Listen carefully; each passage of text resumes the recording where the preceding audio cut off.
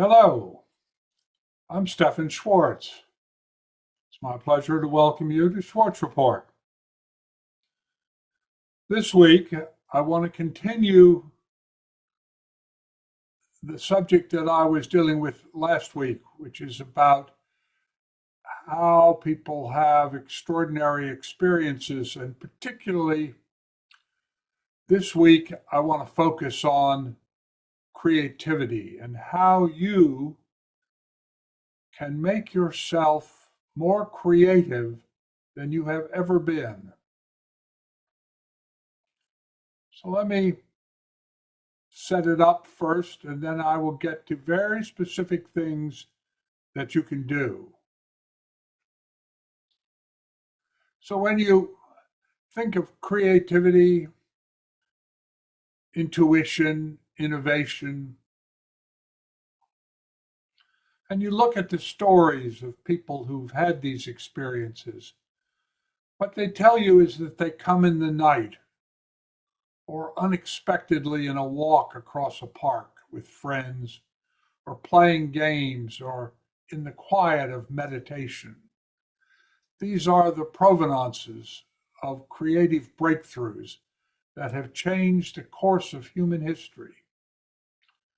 The intuitive insights of single men or women.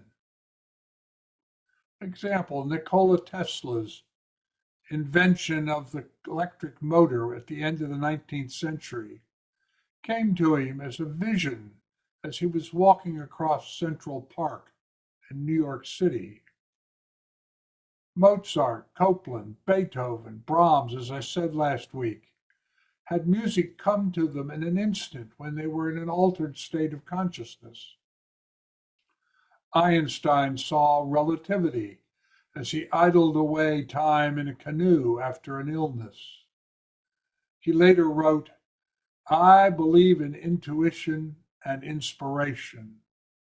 Imagination is more important than knowledge, for knowledge is limited, whereas imitation embraces the entire world, stimulating progress, giving birth to evolution.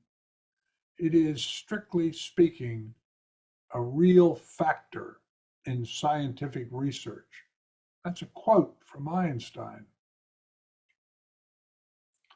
Creativity concerns both the individual and the society, and our survival as a species will be determined by our creative solutions of problems now so well known that their resuscitation becomes a cliche.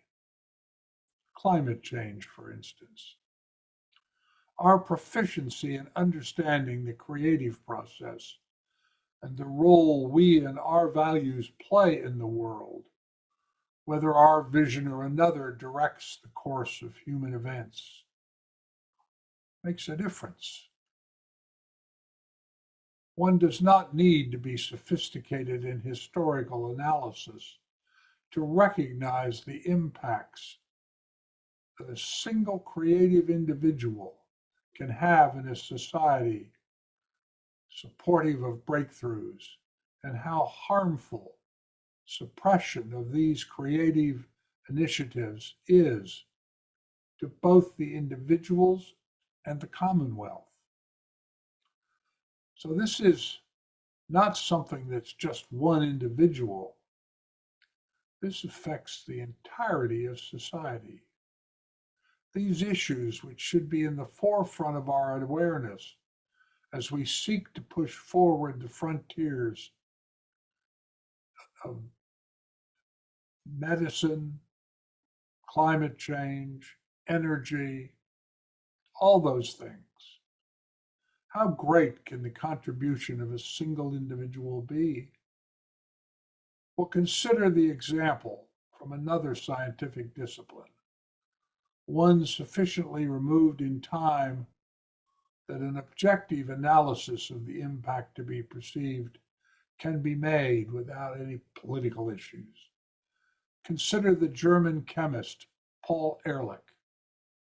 This single man and the teams that he led were responsible for a long list of pharmaceutical breakthroughs, including the first synthesis of the quinine substitute, a cure for sleeping sickness, and the most effective pre-antibiotic cure for syphilis.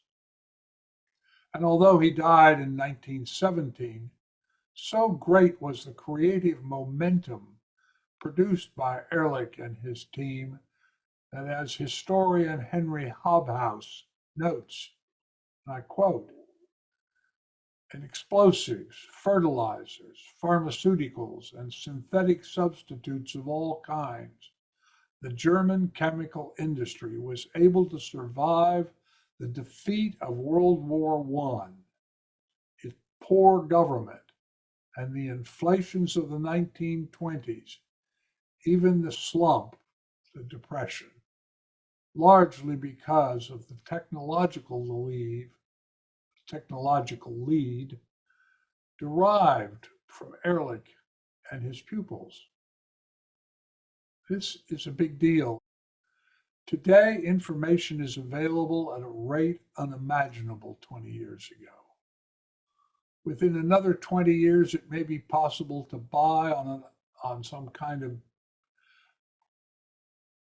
drive, disk, tab, everything that a culture has that can be reduced to information, the literature, the history, the statistics, technological developments, by information and the power to manipulate it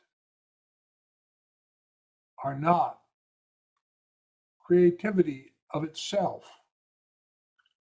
although this difference is often confused. So let me say this again.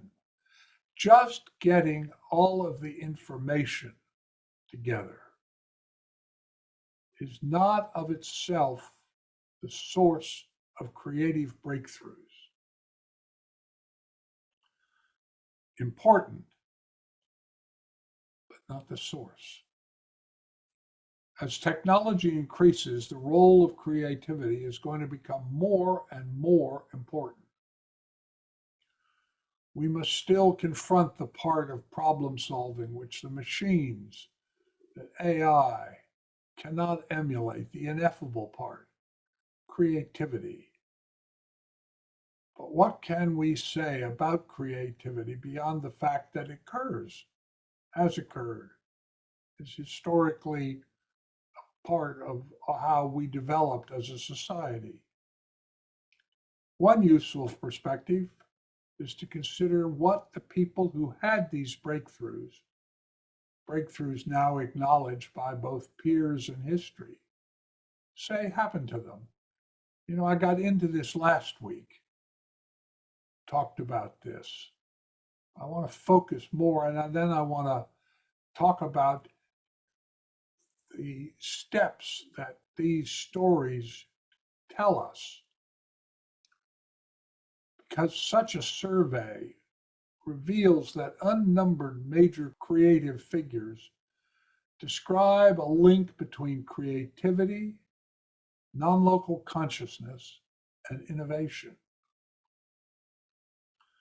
For those interested in the study of energetic and informational interactions, the insights these stories tell us, and as we prepare for the future and creativity, tell us something that is particularly relevant. And yet, although the critical triumvirate of creativity, non-local consciousness, and innovation is described over and over again, very little is known about the linkage of the parts. Psychologists, sociologists have studied the intellect as well as some of the emotional and experiential aspects of creativity. Neurophysiologists and biologists have probed the biochemical foundations of the brain and its activities. Parapsychologists and physicists, as well as artists, have explored something of the process of opening to non-local consciousness. Countless histories of innovation have been written about it. And each aspect, however, is usually treated as a separate subject. If we are to believe the words of Einstein, Mozart, Picasso, and others, it is the relationship amongst these parts that holds the key, not to see them separately, but collectively as a process. Of equal significance, whether the breakthrough is in the arts or the sciences or the humanities, the process by which the individual reached the breakthrough always seems to be the same. If we can say that creativity is something other than manipulating the known elements of a problem in some new, more elegant way, then we can recognize that it is a leap into the unknown, as those accorded the title creative genius insist. Then perhaps we can begin to see patterns emerge. For example, when ordinary people are asked to carry out an intuitive task known as remote viewing, which involves the ability to describe persons, places, or events from which one is physically or temporally separated, and about which one could not know even through normal sensory or intellectual channels. And yet, in debriefing, people who work with the techniques of remote viewing, in now literally millions of cases, have been able to describe in great detail exactly something that they simply ought not, could not know. When I have remote viewers, for instance, describe the palace of Cleopatra or the tomb of Alexander the Great, locating it on a map and then fine-tuning that by literally walking and putting a stake in the ground or pointing down and saying it's right here and here's what you're going to find. How can they do that? And the research suggests that both subjectively and objectively, that they do this by opening to non-local consciousness. It's not about intellectual analysis. In fact, analytical overlay is one of the things that blocks these non-local perception images. The individual bits of information seem to come in a distinct pattern.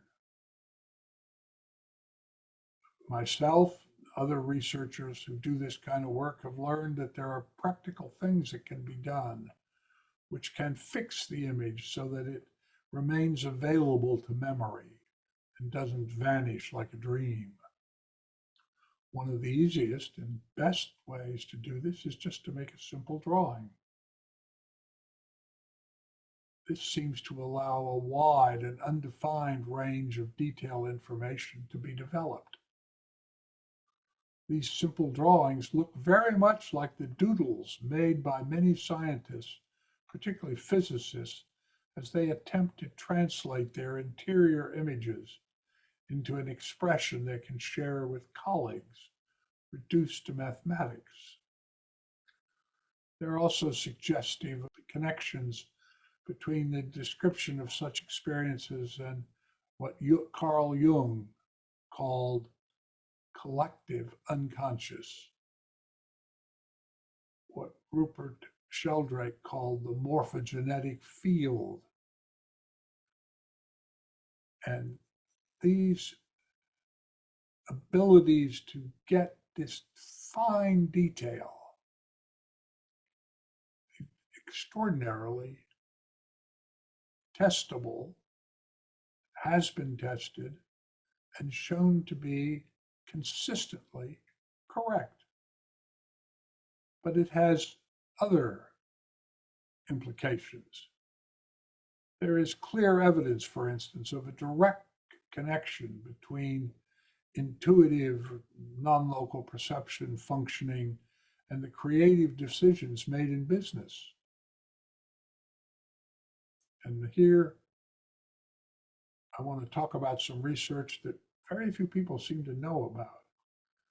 Douglas Dean and John Michalowski of the Newark Institute of Technology carried out a series of experiments some years ago involving 385 chief executive officers of American corporations.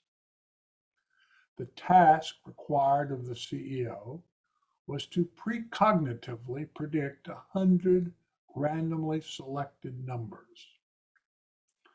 The results were then correlated with the financial report of the corporation. That is, they did this experiment where they asked people to precognitively predict recurrently or in sequence 100 numbers. And then, having the results of that, they looked at the financial record of the corporations these CEOs ran. And I know because when I talked with Doug Dean about this, they were very surprised. In every experiment, a positive correlation was established between the financial performance and the high precognitive functioning.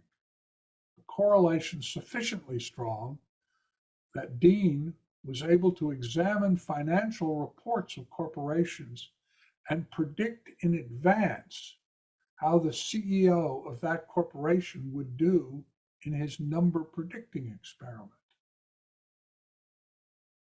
Think about that. The CEOs of corporations who were successfully able to precognitively predict these numbers, these 100 numbers, those that were successful and able to do it were also the CEOs of the corporations that had done the best financially. So this is not just about scientists, artists, musicians. This is about every aspect of human activity. For the past 30 years, I have been searching the biographies, the autobiographies of men and women to whom this title, creative genius, has been unequivocally awarded. The Einsteins, the Mozarts, the Curies. And while we're only at the beginning of how to understand these creative breakthroughs, as I have done this research, and what I want to share with you is that there are 6 major components to the pattern of their creative breakthroughs. It doesn't matter whether they're scientists, artists, or businessmen. These same 6 steps play out again and again and again, and that's what I want to share with you. The first, intellectual excellence. Whether it is physics or sculpture, individuals of genius are masters in their field. They're thinking visionaries, intellectually on the leading edge, whose analytical prowess gives them the power to define the problem to be addressed. And yet this does not necessarily mean that they're the smartest people. That was surprising. When I was doing this research, you would have thought that the smartest people would be the ones who would be able to attain this intellectual excellence. But I had dinner with the late Nobel laureate Richard Feynman, and he humorously recounted to me sneaking a look at his college file by breaking into the dean's office and learning that his IQ was 124, superior, a level attained by less than 5% of the population, but hardly an indicator of an internationally recognized, historically significant career in physics. He said it depressed him. He wasn't sure whether he could become the kind of physicist he sought to be. But of course, as history has told us and showed us, he was able to do that. Intelligence is needed, surely, but creativity is more a function of working at full potential than just having the highest IQ. One correlation that does seem to hold was described by Dr. Mervyn Friedman of San Francisco State College, a conclusion reached after studying the relationship between IQ and creative success. Dr. Friedman wrote, and this is a quote, "Observations indicate the more creative individual students tend to be the more troublesome to the average teacher than other students. It is a finding which by itself urges better understanding of the creative dynamic, so that our educational system does not dismiss troublesome individuals who are simply bored." Clearly, intellect is important, but the ability to think and to open to non-local consciousness is also a big factor. Creativity, the ability to leap into new perspectives is going to become a critical part of our future. So please, think about this. Think about how you could do it, and then do it. And the world will be a better place for your having done so. Thank you.